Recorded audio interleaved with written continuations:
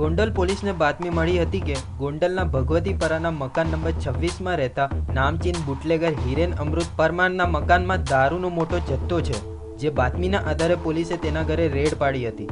જોકે દરોડાની ગંધ આવી જતા બુટલેગર હિરેન પરમાર તેનું મકાન અંદરથી બંધ કરી નાસી છૂટ્યો હતો. બાદમાં પોલીસ મૂંઝવણમાં મુકાઈ ગઈ હતી, પરંતુ ચોક્કસ માહિતી હોવાથી પોલીસે બુટલેગરના બંધ મકાનનો દરવાજો તોડી અંદર પ્રવેશતા પોલીસની આંખો પહોળી થઈ ગઈ હતી. દલિત બુટલેગરના મકાનમાંથી વિદેશી દારૂની જુદી જુદી બ્રાન્ડની 445 નંગ બોટલો, 2 કાર અને અન્ય રોકડ મળી કુલ ₹10,41,350નો મુદ્દામાલ કબજે કર્યો છે. પોલીસને દરોડા સમયે રાજસ્થાનથી દારૂની ડિલિવરી કરવા આવેલા 2 શખ્સને ઝડપી પાડવામાં સફળતા મળી હતી, જ્યારે હિરેન પરમાર સહિત 4 શખ્સ નાસી છૂટ્યા હતા, જેને પકડવાની દિશામાં પોલીસે સઘન તપાસ હાથ ધરી છે.